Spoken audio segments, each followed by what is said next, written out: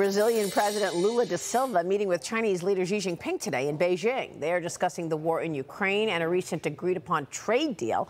Lula is calling on developing countries to work toward replacing the U.S. dollar with their own currency in trade. Brazil and China struck that deal last month to ditch the dollar in transactions. Lula also touring Huawei's Innovation Center yesterday. Joining me right now is the Atlas Organization founder and author of The Decisive Decade, on bookshelves, and right now, Jonathan D.T. Ward is with us. Jonathan, it's good to see you. We've been talking a lot about this dollar story. I find it very concerning. But first, let's start on Lula viewing Huawei headquarters. What do you think that means for Brazilians? Well, Huawei in Brazil is actually a pretty big story. I use it as an example in The Decisive Decade.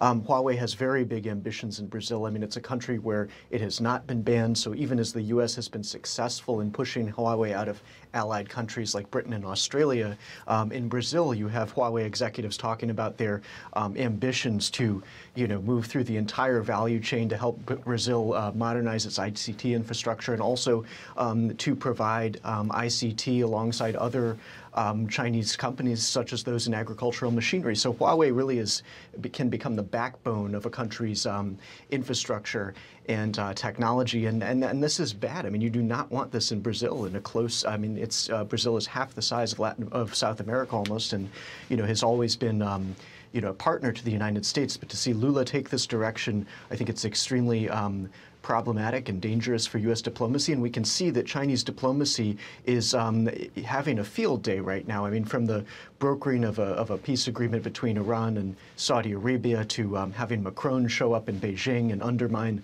the entire alliance system, to now having Lula call for the end of dollar-denominated trade between China and Brazil. I mean, this is what it's like as China begins to convert its economic power into diplomatic power and try to reshape the global order. So this is always going to be a global contest. I mean, that's something that I demonstrated in my first book, China's Vision of Victory. We're going to be dealing with the Chinese Communist Party, not just in the island chains or in the Indo-Pacific, but all around the planet. I mean, they have economic relations that they're turning into diplomatic heft, and that goes across the entire world. Yeah, but I want to talk about the implications of this, because you said that Huawei would represent the backbone of the infrastructure.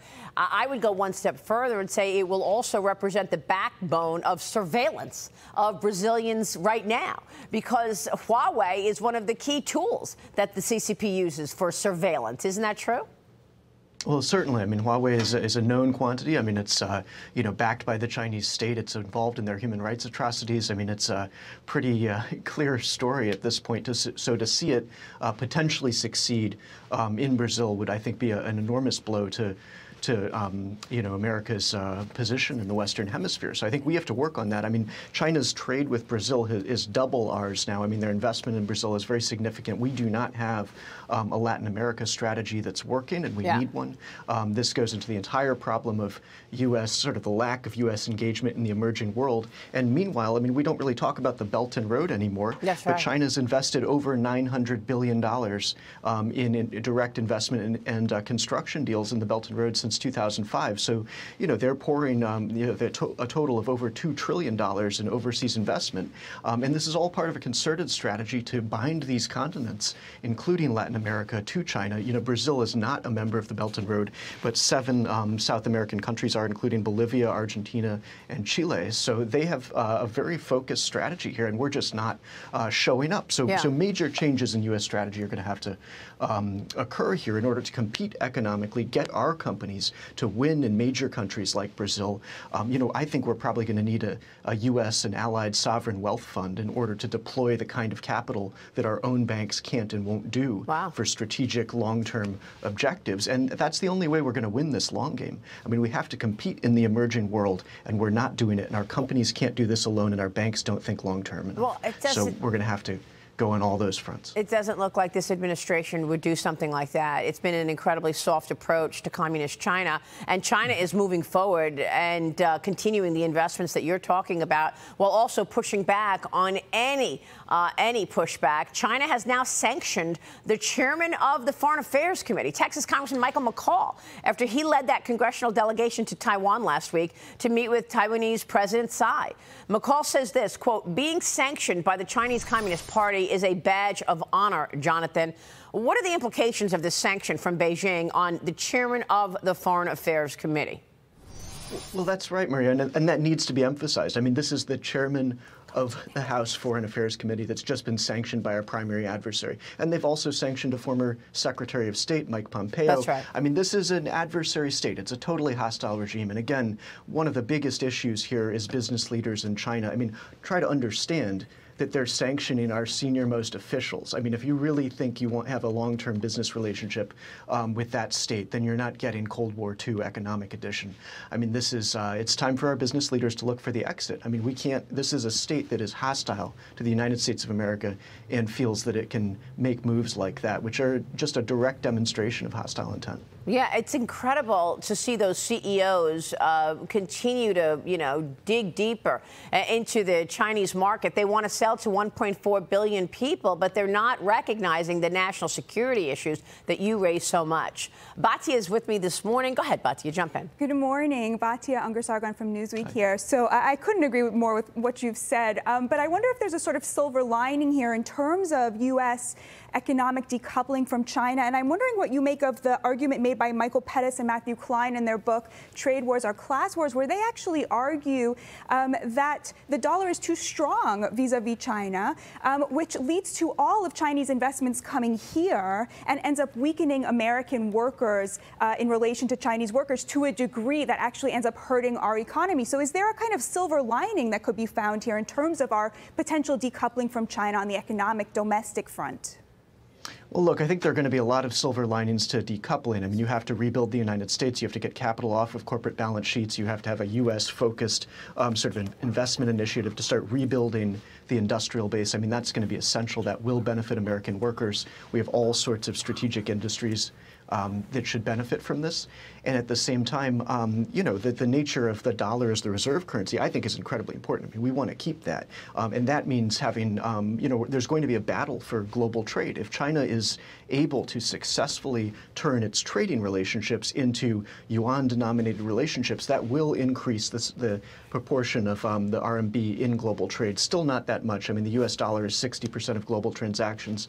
The RMB is about 2.5%, and they have a closed capital account. So it's not that they can really make this move all the way, but I think we will have to take it seriously when we see states like Brazil, which really matter to global trade and to international diplomacy. Yeah. We want Brazil on our side, and we want countries like Indonesia and Nigeria and other anchor states in major emerging regions to be more towards the U.S. side. So that's going to require consolidating the alliance system through economic and military power. I mean, we are a military alliance system that spans Europe to Asia, and the more that we deepen our trade ties and sort of push China out of the alliance system, the more leverage and I think pull we'll have with the emerging world. But we're not yet seeing a global economic strategy from the United States, and that's exactly what we need. There will be many benefits if we can start to get serious and strategic about the whole picture. Well, I'm glad you said that. It's 60%, the dollar, versus 2% on the yuan, because Adam Johnson's here, and I just said to you, I asked you, do you worry about the dollar? I mean, as an investment guy, jump in here. Yeah, oh, thank you.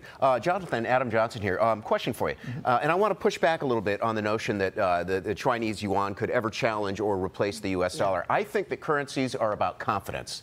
And how could the rest of the world have confidence in a regime, China, that seems to be undermining other countries at its own benefit or in the attempts to benefit itself? Well, look, first of all, I'm not saying the RMB is going to replace the dollar. I think I'm saying the opposite of that. I mean, 60% versus 2% is a pretty long way to go.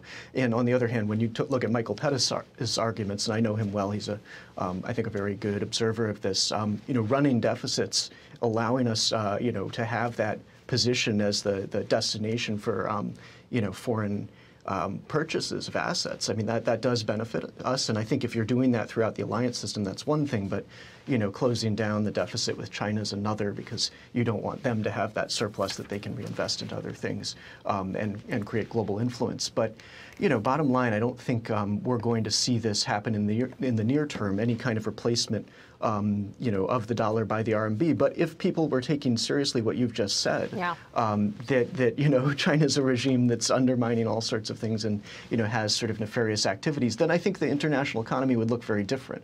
I mean, you still have CEO delegations. relations. You still have investment going into China. You still have Lula going over there, Macron going over there. These are people that are not taking that seriously. That's the problem. They're not taking the nature of the regime seriously. If they did, then their economic power would be significantly smaller. Yeah. And it's all going to be driven by trade. I mean, any real advancement of the RMB is going to be driven by China's trading relationships. And that's a game where we are not doing well. I mean, you look at, Brazil, China and Brazil.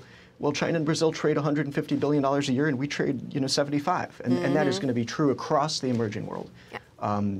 The Republicans are now talking more about this most favored nation status that China has than trying to remove that. So we'll see if the trade situation changes and the U.S. uses that as a leverage point. I just want to point out PNC Financial has reported better than expected earnings, revenue in line. We're waiting on J.P. Morgan. As soon as we get those numbers, we're going to go right to Jerry. She's going to get those numbers to us. But while we're waiting on JPM, let me get your take on these leaked Pentagon documents reportedly revealing that China approved lethal aid for Russia for the war in Ukraine earlier this year and planned to disguise the military equipment as civilian items. The Biden administration claims that they still haven't seen the evidence that China has transferred weapons to Russia. Is it any question in your mind that China has supported Russia in its war on Ukraine?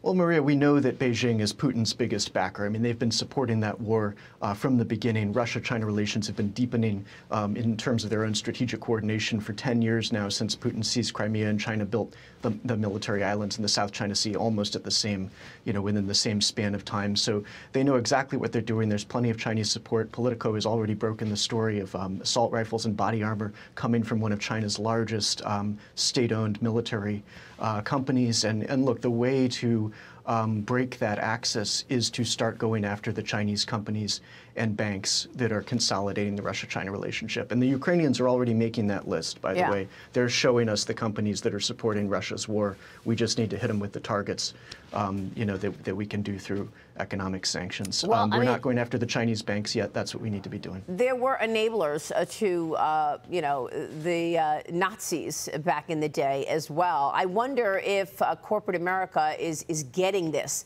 And understanding the national security issues. You've got the Women's Tennis Association now announcing they plan to return to China this fall. They're ending a boycott that started back in 2021 over concerns about the safety of tennis star Peng Shuai. Shuai accusing a high-ranking Chinese Communist Party official of sexual assault. And ever since doing so, she has not been seen in public very much. So I guess she's another one that was disappeared, Jonathan. Yes, I mean, eventually they're all looking for their way back into this market. I mean, it's, as you said, it's 1 billion people, and I think that's how many American business people and associations and companies look at this. But this is the nature of the contest we're going through is one where we have to restrain ourselves from selling the communists the rope with which they'll hang us. I mean, Lenin said that. He was wrong. It wasn't Russia. It's going to be China. We're in the process of doing that, and we have to stop. Yeah. As long as we enable the rise of China, and it was us that did it with our technology, our capital, and our markets. That's how we got the supercharging of the People's Republic of China. Yeah. We can still take that away, but the window is closing very fast. All right, Jonathan, great conversation. We appreciate it. Jonathan D.T. Ward, thank you, sir. We will see you soon.